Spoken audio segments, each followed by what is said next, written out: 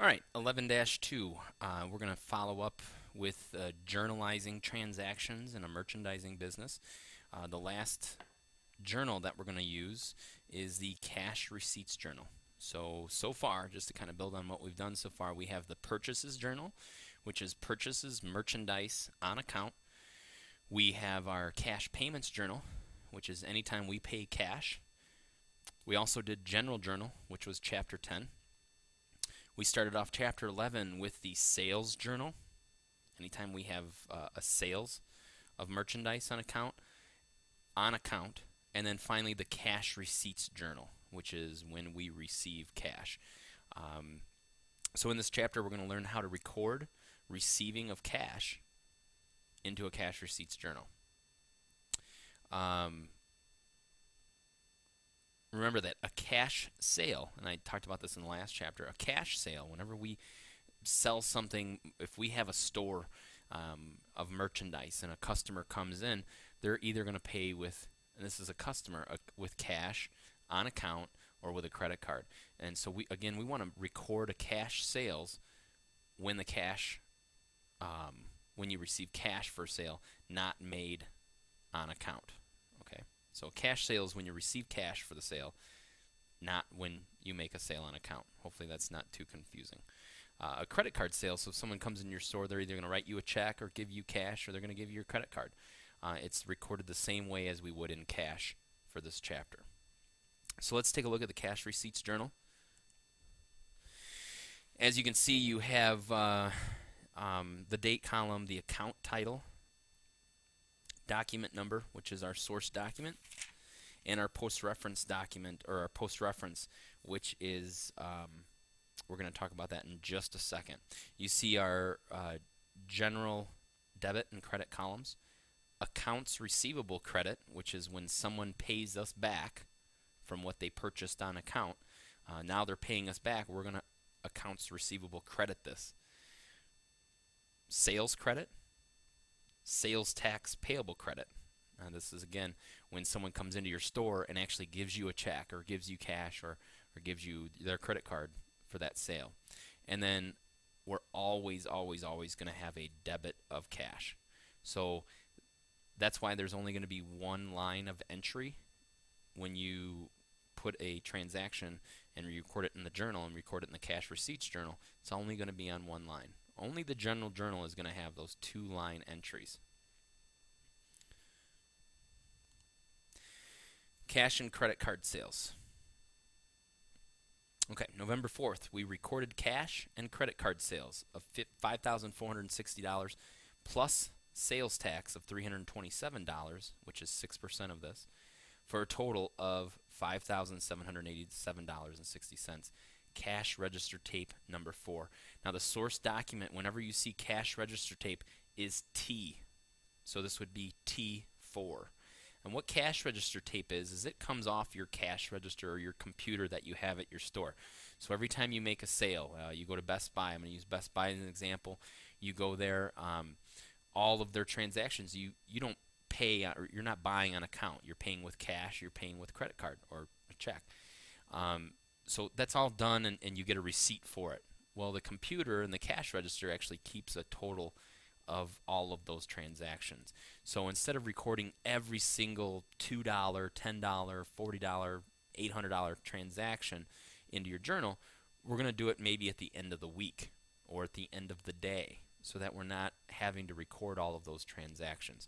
So we're looking at our cash register sales for the day, which is this amount right here. So when recording this, the accounts that are affected, cash, always debited. Remember, this is an asset account. Anytime we increase our cash, we're going to put it on the debit side. We have a sales, which is also increased, and our sales tax payable, which is also increased. Sales is a revenue type of account, and sales tax payable, as I mentioned in the last chapter, is a liability. So increasing those is going to be a credit. They carry a normal credit balance. As you can see here, we have our normal balance. We've debited cash, $5,787.60. We've credited sales for actual sales, and then we've also credited our sales tax payable, which again is 6% of this amount.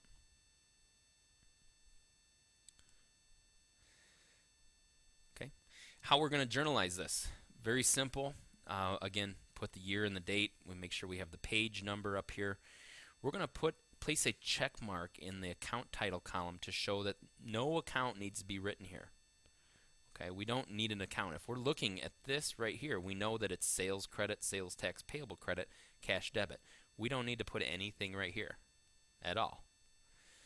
Document number again was the registered tape 4. We're going to put a check mark in the post reference column to show that those amounts on this line are not to be posted individually. So that's very important. We're not going to post these from the cash receipts journal to our ledger. So we're going to put a check mark on that for the time being. Well, it will stay there, but we'll end up posting these amounts at a later time. We're going to write the sales amount here, the sales tax payable amount, that's step 6, and finally we're going to write the total amount of cash debit. Okay, so again, in the cash receipts journal we have our general columns, general debit, general credit. We have an accounts receivable, is when someone's paying us back, which we'll go through next. This is just sales for the day or sales for the week. Our taxes that we have to pay on those sales, which the customer pays, but then we have to in turn pay it to the government, and then our total cash of what we received from our customers. Okay, so the other transaction that's going to be affected is, or the last transaction that we're going to want to journalize here is cash receipts on account. So this is when we've sold merchandise on account to somebody else.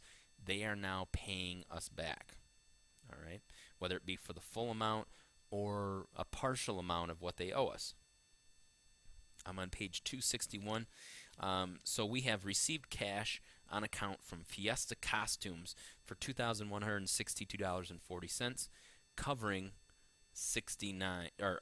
covering S69, receipt number 90. So we're going to write the date here. We're going to put the account title now.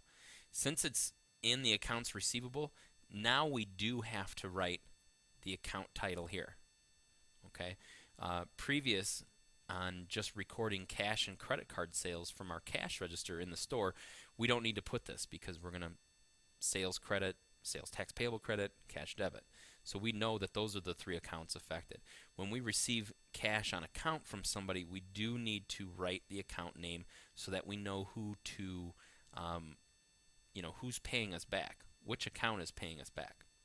We have the document number of our 90, which is receipt 90. We're giving them a receipt. They wrote us a check, we send them a receipt, or we give them one.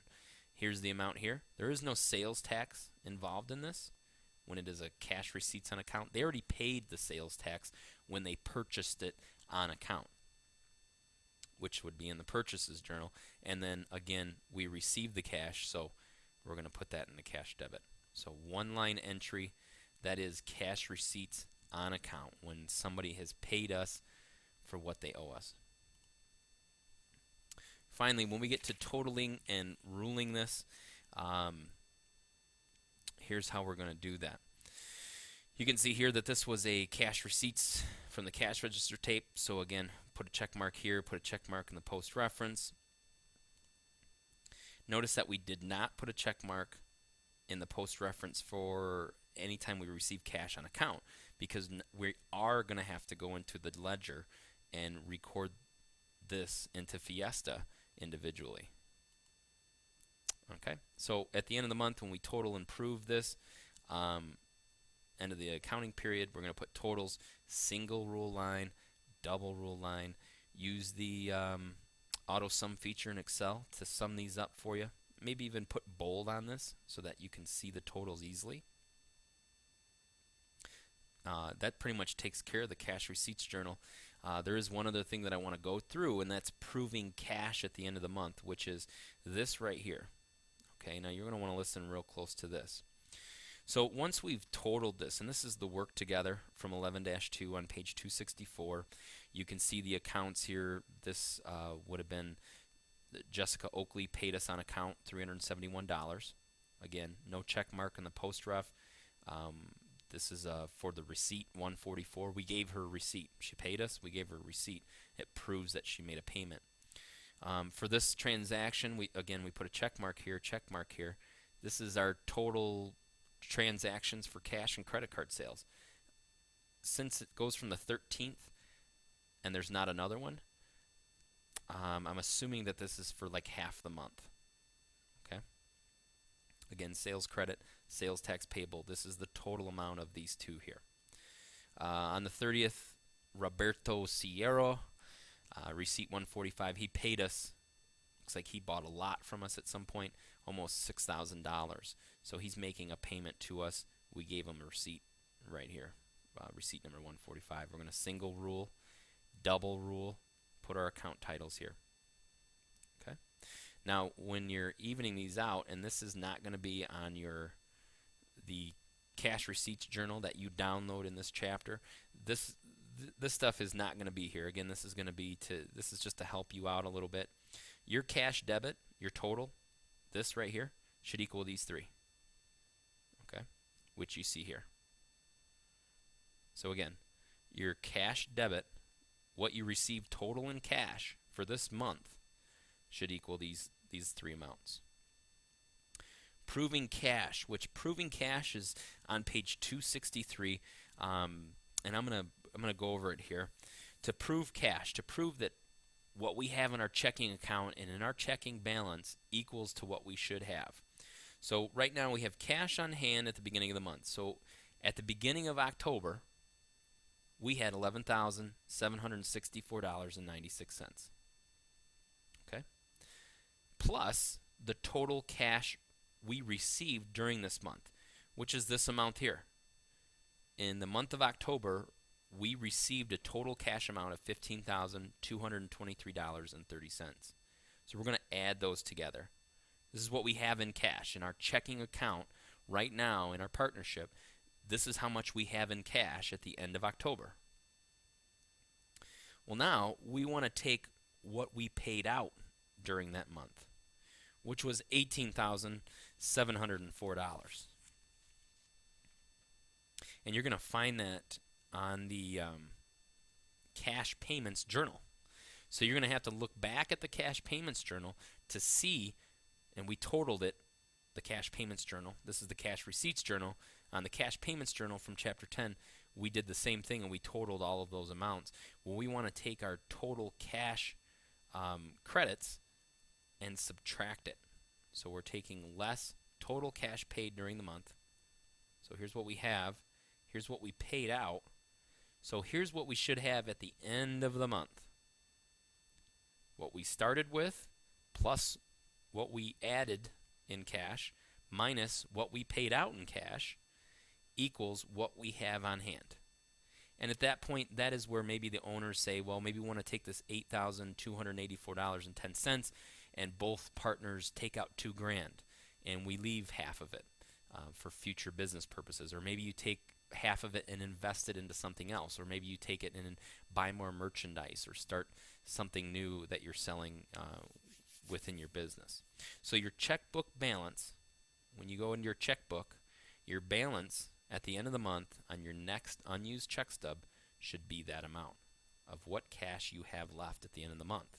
So it's really, if you look at it, it is how much cash you have at the end of the month. How much do you have left?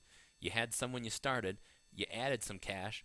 Well, you also paid some cash out during the month. Now you have what you should have at the end of the month.